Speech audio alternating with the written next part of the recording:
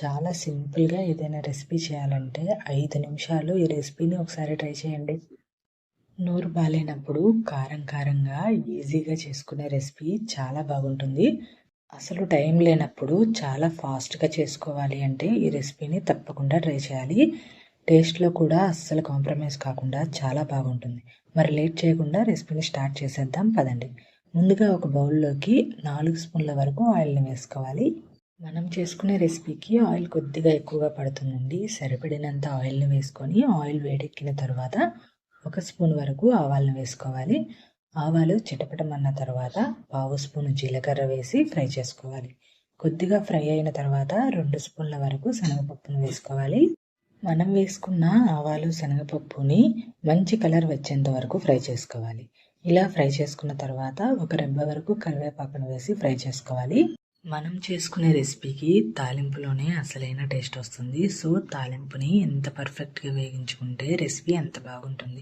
ఇప్పుడు దీనిలోకి 5 వరకు ఇలా గుడ్లను వేసుకోవాలి. కోడిగుడ్లను వేసుకున్న తర్వాత మూత పెట్టి స్లో ఫ్లేమ్‌లో ఎగ్‌ని 50% వరకు కుక్ చేసుకోవాలి. చూడండి, ఈ విధంగా కుక్ చేసుకుంటే సరిపోతుంది. ఈ విధంగా ఒక 50% వరకు కుక్ చేసుకున్న తర్వాత తాలింపు అంతా ఎగ్కి పట్టేంత వరకు మిక్స్ చేసుకోవాలి. ఎగ్ని అంతా ఒకేసారి కుక్ చేసుకుంటే టేస్ట్ అంత బాగుందండి. ఇలా చూపించిన విధంగా 50% వరకు కుక్ చేసుకుంటే టేస్ట్ అనేది చాలా బాగా వస్తుంది. తాలింపు ఇలా కలవడం వలన రుచి ఇంకా బాగుంటుంది. ఇలా అంతా ఒకసారి మిక్స్ చేసుకున్న తర్వాత దీనిలోకి సరిపడినంత ఉప్పుని వేసుకోవాలి. ఇక్కడ ఉప్పు అనేది కొద్దిగా తక్కువగానే పడుతుందండి. ఉప్పుని కొద్దిగా తక్కువగా వేసుకొని కావాలంటే ఫైనల్లో యాడ్ చేసుకోవచ్చు. ఇప్పుడు దీనిలోకి 1.5 స్పూన్ల వరకు కారాన్ని వేసుకోవాలి. కారాన్ని ఇష్టపడేవారు మరొక 1/2 స్పూన్ వరకు కారాన్ని యాడ్ చేసుకోవచ్చు.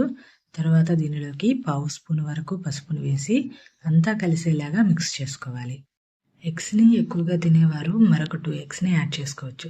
చూస్తుంటేనే తినాలనిపిస్తుంది కదా. మరి ఈ రెసిపీ నచ్చితే నా ఛానల్ని సబ్స్క్రైబ్ చేయండి. ఇలా అంతా 1 నిమిషం వరకు మిక్స్ చేసుకోవాలి.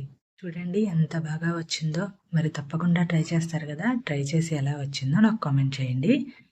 వేడి వేడి అన్నంలో మనం చేసుకున్న ఎగ్గును వేసుకొని వీలైతే కొద్దిగా నిమ్మరసాన్ని యాడ్ చేసి తింటే ఉంటుందండి. చాలా అద్భుతంగా ఉంటుంది. ఇటువంటి మరిన్ని స్పైసీ అండ్ టేస్టీ రెసిపీస్ కోసం నా ఛానల్ని వాచ్ చేయండి. అలానే మీ ఫ్రెండ్స్ అండ్ రిలేటివ్స్కి షేర్ చేయండి. Thanks for watching.